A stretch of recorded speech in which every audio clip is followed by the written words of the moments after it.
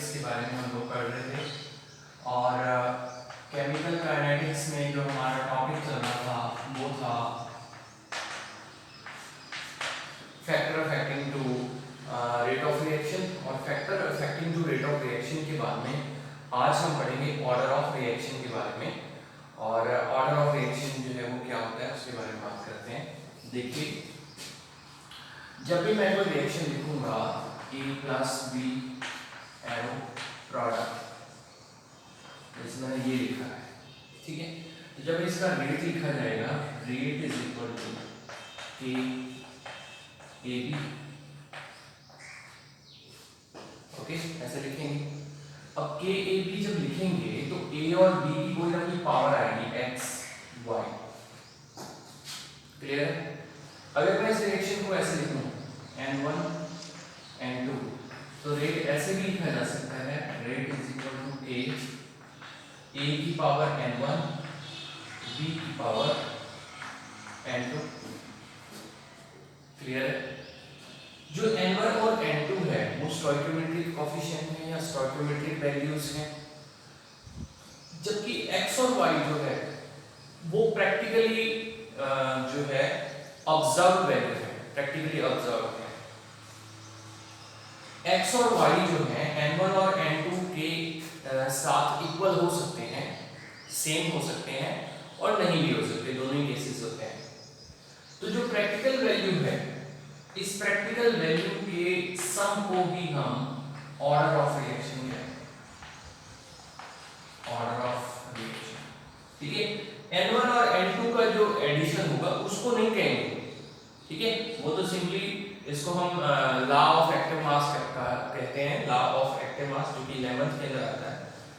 तो ये तो जो है स्टोइकियोमेट्रिक वैल्यूज हैं, ये वाली, यहाँ पर नंबर ऑफ मोल्स दिए होंगे, तो ये है नंबर ऑफ मोल्स जो है वो x और y की ना इक्वल वैल्यू आ सकती है, लेकिन जरूरी नहीं है कि हर बार ही आएगी, डिफरेंट भी हो सकती है। तो हम ये कह सकते हैं कि किसी भी रेट इक्वेशन के अंदर जो रिएक्टेंट की कंसंट्रेशन है, उनकी जो पावर्स होती हैं, उनके सम को क्या कहा जाता है, ऑर्डर ऑफ रिएक्शंस कहा जाता है। लेकिन जो पावर्स हैं वो प्रैक्टिकली ऑब्जर्व होनी चाहिए, क्लियर हुआ।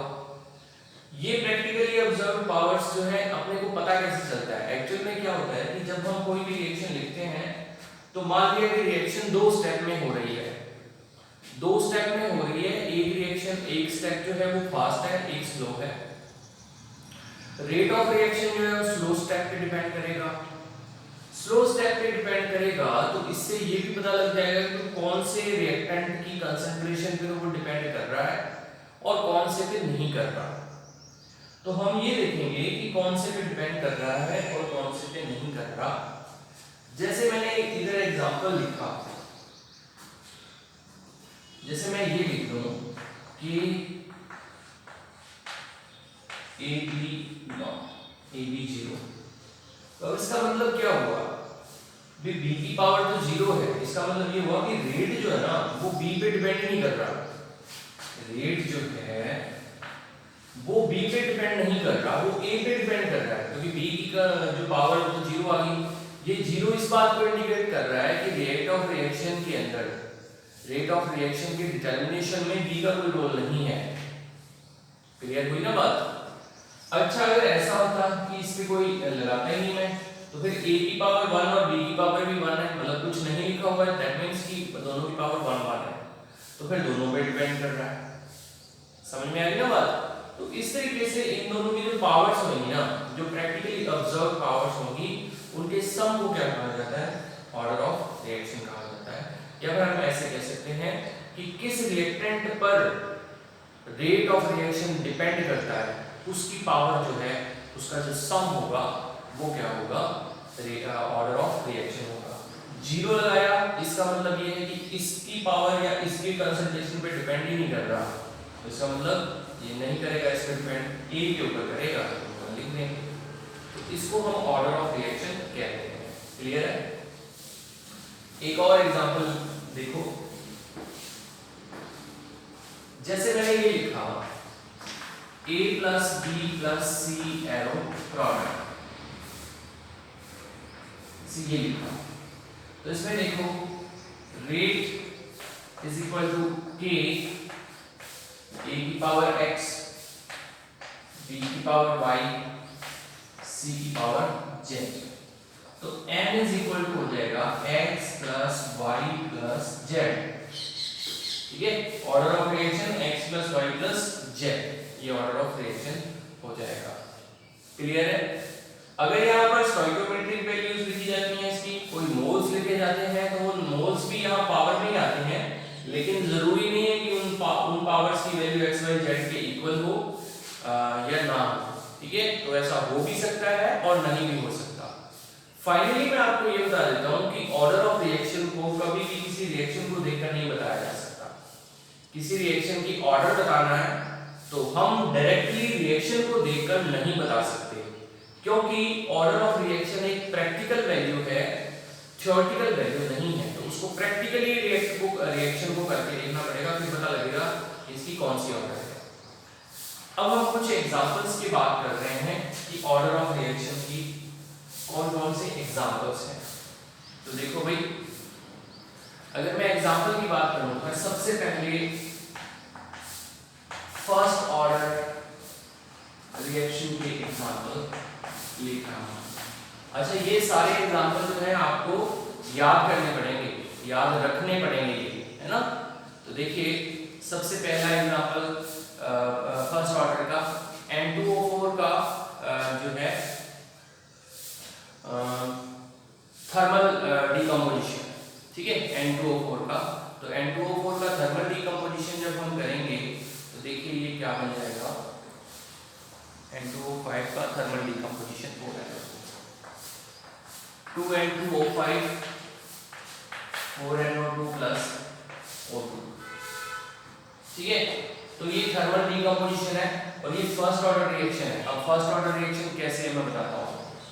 जब हम इसका रेट लिखेंगे तो K N2O5 ऐसे तो लिखा जाएगा।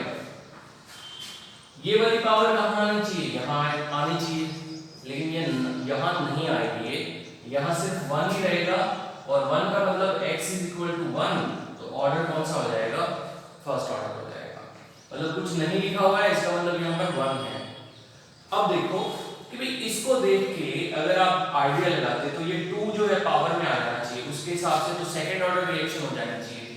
लेकिन मैंने आपको कहा कि रिएक्शन को देख के हम नहीं बता सकते, ये आपको प्रैक्टिकली जो है वो वैल्यू होती है, प्रैक्टिकली हम बता सकते हैं कि ये ऑर्डर कौन सा ऑर्डर है। ठीक है, सेकंड देखो, अमोनियम नाइट्रेट का थर्मल डिकम्पोजिशन, फर्स्ट एग्जांपल हो गया। दूसरा, अमोनियम नाइट्रेट का थर्मल डिकम्पोजिशन। तो थर्मल डिकम्पोजिशन जब करेंगे तो ये टूट जाएगा N2 और 2H2 में, N2 प्लस 2H2। तो ये इसका रेट लिखोगे, आ जाएगा K NH4 NO2 ऐसे करके। ठीक है, अब देखो यहाँ ये और ये सेम नहीं है, लेकिन यहाँ ये 1 है और यहाँ पे भी 1 ही आ रहा है, तो यहाँ सेम हो गए हैं। ठीक है, तो इस चक्कर में अपने को पढ़ना ही नहीं है, अपने को तो ये याद रखना है कि ये प्रैक्टिकल वैल्यू है, प्रैक्टिकली अपने बता सकते हैं कि ऑर्डर ऑफ रिएक्शन कौन सी होगी। क्लियर है? चलो, तो ये फर्स्ट ऑर्डर रिएक्शन के कुछ एग्जांपल मैंने आपको बता दी। सेकंड ऑर्डर रिएक्शन पढ़ते हैं। सेकंड ऑर्डर रिएक्शन क्या होगी? देखो, सेकंड ऑर्डर रिएक्शन। ठीक है, एग्जांपल फर्स्ट एग्जांपल देखो उसको, 2NO2 2NO plus O2, 2NO2 2NO plus O2। तो रेट क्या हो जाएगा? K NO2 तो ऐसे जाएगा। क्लियर? ये देखो K NO2 2, तो इसका मतलब ये हुआ कि NO2 की पावर 2 आई है, x n is equal to 2 आ रहा है, तो इसका मतलब ये सेकंड ऑर्डर रिएक्शन हो जाएगी। दूसरा एग्जांपल देखो, H2 प्लस I2 2HI, तो क्या बन जाएगा? Rate is equal to K H2 I2। अब दोनों की पावर क्या है, 1 है, 1 है, ये भी 1 है, ये भी 1 है, 1 + 1 = 2, तो सेकंड ऑर्डर रिएक्शन हो जाएगी। बात क्लियर हुई? फिर देखो और देखो इसमें थर्ड ऑर्डर की बात कर लेते हैं, थर्ड ऑर्डर रिएक्शन। तो थर्ड ऑर्डर रिएक्शन देखो, थर्ड ऑर्डर रिएक्शन की अगर मैं बात करूं तो एग्जांपल है इसका 2FeCl3, third order 2FeCl3 plus SnCl2, 2FeCl3 plus SnCl2, तो बन जाएगा 2FeCl2 प्लस SnCl4, SnCl4। अब रेट जब लिखोगे इसका तो ये बन जाएगा K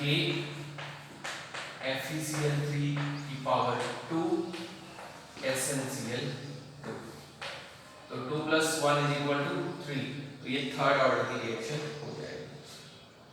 क्लियर? अब देखो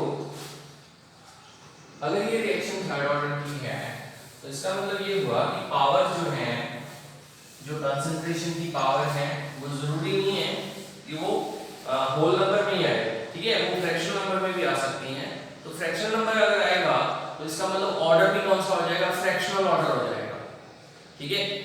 ऐसे ही फ्रैक्शनल ऑर्डर की मैं कुछ एग्जांपल आपको बताता हूं। जैसे फ्रैक्शनल ऑर्डर का अगर हम बात करें तो देखिए H2 + Br2 2HBr, रेट = होगा K H2 Br2 1/2, ठीक है। ऑर्डर कितना हो जाएगा, ठीक है, 1 + 1, ये 1 है, ये 1 + 2, ठीक है, तो कितना हो जाएगा 1.5 ऑर्डर आ जाएगा इसका।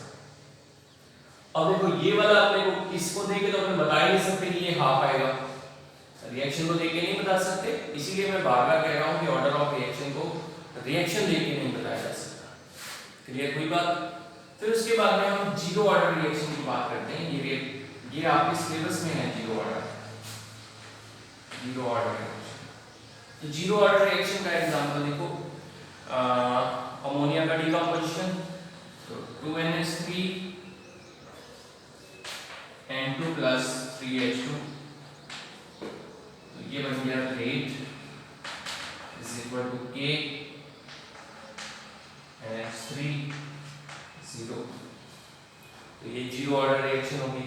2 वहां नहीं आ रहा, वहां जीरो आ रहा है, वो प्रैक्टिकली प्रूव्ड है, तो जीरो ऑर्डर रिएक्शन हो जाएगी, ठीक।